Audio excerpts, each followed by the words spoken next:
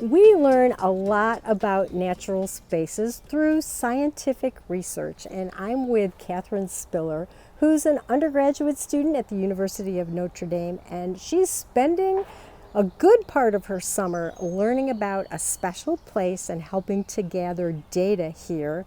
We're at Lydick Bog Nature Preserve outside of South Bend, Indiana. Hi, Catherine. How are you? Hi, doing well. Thank you for having me here. It's great to have you here because I'd like to learn a little bit about the research that you are being part of and why we're doing it. So let's start out with the research that's going on in terms of the data. So we're on Lydick Bog Nature Preserve property. There's kind of a lake wetland area behind us. So what kind of information are you gathering with Dr. Dom Challenor, who's an ecologist and environmental scientist? What data are you collecting? So whenever we go out in the lakes, we are looking at both qualitative and quantitative data. I will take Mosquito. Oh, Sorry. thank you. I will make observations about the different types of plants in the area, just to try to see what aquatic vegetation there is that could be affecting the numbers we get. One of the tools that you're using is like a little gadget that runs a whole bunch of tests. What is that looking for? So that is called a YSI probe, and with that we are measuring the pH of the water, the dissolved oxygen percent and concentration of the water. Also the conductivity, which is a good way to measure how much road salt, for instance, is coming into the water to show runoff. And we're also looking at the water temperature using the YSI probe. Okay, and you go back here at Lydick Bog to the same spot every time you take a sample, right? So over the course of a few weeks, you come back to the same spots and do the same tests over and over. Yes, right? just to try to show whether there's any changes over time so that we can have a fuller picture about what's going on. Okay. And at Lydick Bog and at each of the lakes that we are testing, we go to 3 different sites, and so we return time and again to those 3 sites. Spots over time. And it's not just water data that's being collected, there's also sound data. Yes. So tell me about that. So that part of the project I am less involved in, but Dr. Challenor comes out to Lydick Bog and a few of our other lakes and does in-person monitoring of frog calls. He will come sit out here at night to try to gauge what frog species are out here. We also have these audio recorders that are permanently here for the course of the project that every so often take a recording to try to catch what frogs are out here, and we can track the frog diversity through that. And probably also the changes through seasons, right? Because some frogs are early in the season, some we just heard a green frog calling, that's a little bit later in the season, so you hear the progression, I imagine, too. Yes, and I mean, we take those throughout the course of the summer. Okay. Not in the winter or anything, so Right. I guess the seasonal changes of the summer. Yeah.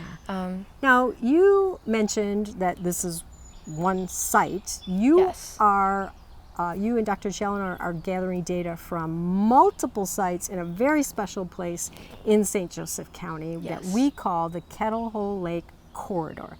So we should probably explain what that is and why it's significant. Yeah.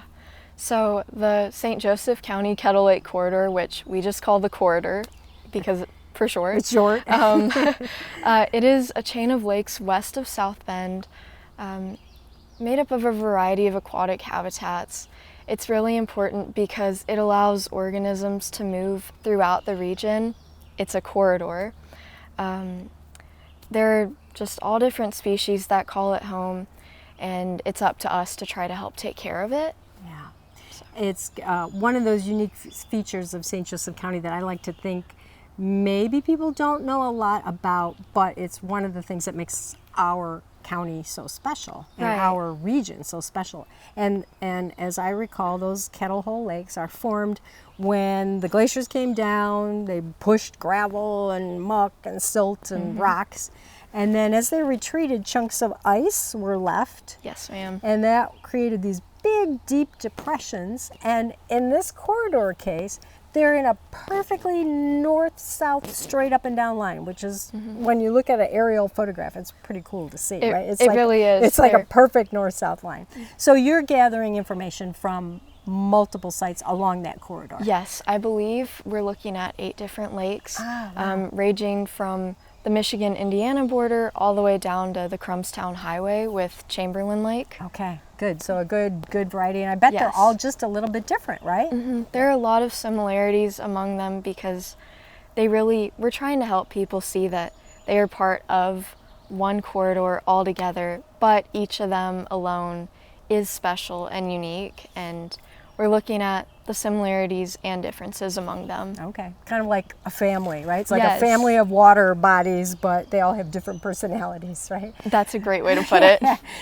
Your significant involvement is a different aspect, though, right? Yes. Because you're also interested in gathering personal stories and interpretations of people who might live or work or recreate here along the corridor. So tell us a little bit about what you're gathering and how that's important. Why is that important? Yeah, so a big part of my research is interviewing the people who are familiar with this area, because although the data we collect can tell us a lot, I do believe that hearing people's personal stories, that really resonates with a wider audience.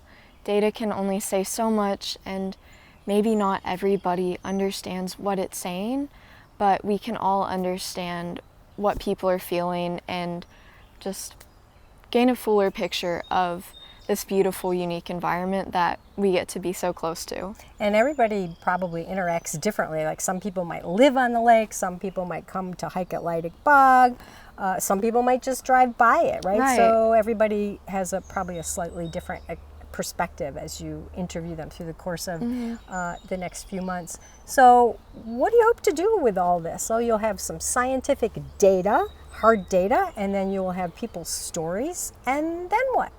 So my ultimate hope for this project is to write a narrative in the form of a pamphlet with data, images that I take at the interviews and in my time sampling in the field, and the stories that I hear from those who I interview, to hopefully make it into something that is widely accessible and easy to understand, that I can share with residents, business owners, managers, and policymakers throughout the area, just to try to affect positive change. Because again, I believe that hearing these real stories and supplementing the data with another aspect of the corridor's story, that will really resonate with people and hopefully get them to come to appreciate the corridor more and have a more involved, I guess, approach in taking care of it. Yeah, excellent. And then one last question. You aren't from Indiana. No. You're from Texas, right? Yes.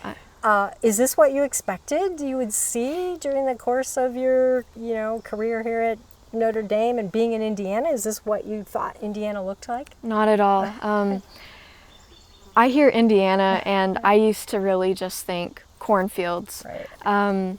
But now in getting to be a part of this project, I'm seeing the fuller picture of it, and just the corridor is such a different place, and there's such a variety just within it, and it's been really eye-opening to see and helped me have a greater appreciation for Indiana. For Indiana, there you go. Okay, a testimonial from somebody not from Indiana about at least one area that has a very, very special place in my heart, and it sounds like Catherine's heart. Yep. Hopefully, if you are in St. Joseph County, Indiana, you'll visit the corridor lakes. You'll see the bog here at Lydick Bog Nature Preserve, as well as the lakes and the wetland, and know that some of the care and understanding of this site has been benefited by research by folks like Dr. Challenor and also Catherine. So thank you so much for doing what you're doing. Thank you. We appreciate you spending some time with us here today, and good luck with your research. Thank you so much.